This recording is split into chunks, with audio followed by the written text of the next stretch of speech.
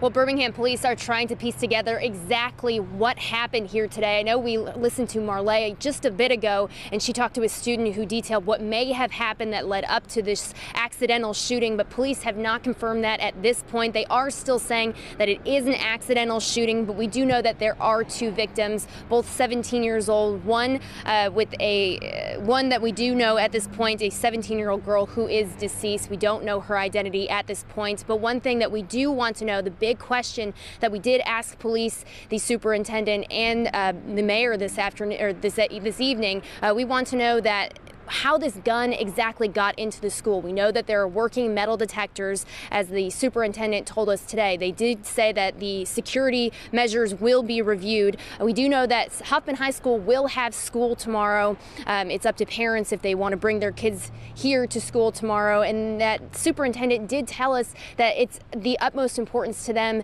to show parents and to show students that this is a safe school, that Birmingham City schools are safe. But how do you go about doing that after a situation like that? But that is the goal, is to show that schools are safe here. They did say that there will be heightened security not only here but across Birmingham City schools, and again that they do have working metal detectors. We don't know what led up to this shooting.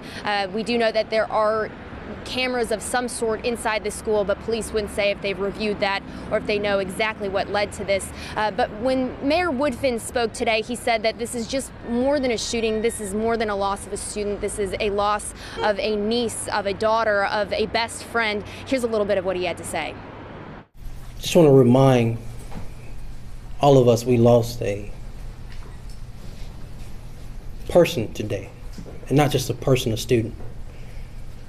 But I'm quickly reminded this is just not a student, this is someone's daughter, someone's niece, someone's best friend, someone's granddaughter we lost. This is a 17-year-old who 30 days from now would be 18. A graduating senior who had been accepted into college already, who had aspirations and dreams to be a nurse. So we're not just talking about some person. We're talking about losing a part of our future.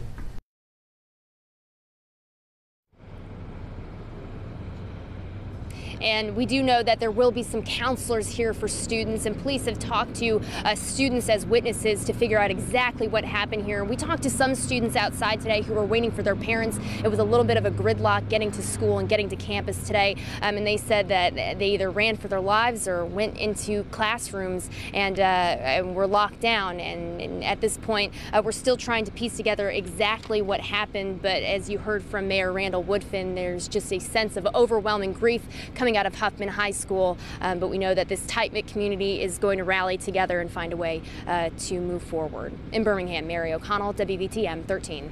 All right, Mary, thank you very much. You just heard Mary say that the police chief and school officials wanted to reiterate this is a safe school. The Birmingham school system is a safe school system. That's going to be a hard sell right now to parents of those students who were traumatized when you're saying it's safe.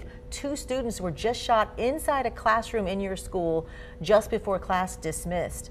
That's a hard sell. Yeah, and they did say they do have metal detectors at the school, but there's no telling how this young man got the gun past those into the classroom. Anyway, as we follow this breaking news at Huffman High School, we're digging into the school's history. WVTM 13's John Papke joins us with a breakdown. Well, Guy, Huffman High School has about 1,300 students. It opened back in 1966. Its first ever class received their diplomas in 1970. In 2012, the schools moved into its current campus on Springville Road near the original buildings. Now, this is not the first shooting on the campus. 2 years ago this month, a student was grazed by a bullet outside the school. We are told that students got into a fight and the campus was placed under lockdown around the same time as today's shooting. A few police officers were also injured in that incident. 5 months later, a 20-year-old Chancey Harper was killed at the AutoZone directly behind the school. Those shots also rang out just before 4 o'clock. Now, the school's mascot is the Viking. Prominent graduates include former Alabama football stars Philip Doyle, Andre Smith, and Marcel Darius. All right, I went to this school this morning, an elementary school, and spoke with the SRO, the school resource officer there, and he was telling me it just blows his mind what's going on in these schools these days. We were talking about Parkland a little bit, the high school in Florida, and how 17 people were killed there.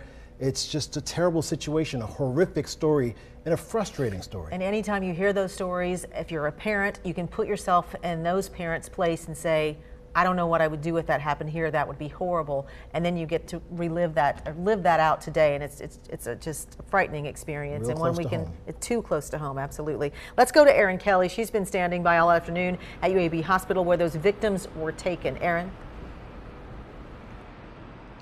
Yeah, we were here earlier today when ambulances arrived with police escorts bringing both of those students here to UAB's ER. A short while ago, I talked to the head of a teachers union here in Birmingham. He described just a heartbreaking scene inside the hospital as the family members learned one 17-year-old girl had died. You know, he talked about just how his heart goes out to the family. He says he knows some of those family members, that he has children in the school system, and as a head of the teachers union, you know, he feels for all of the teachers as well that will be so deeply impacted by this. Again, a very sad scene here at UAB, right outside of the ER. Family members remain inside the hospital. A very sad day for them. We'll send it back to you. Erin,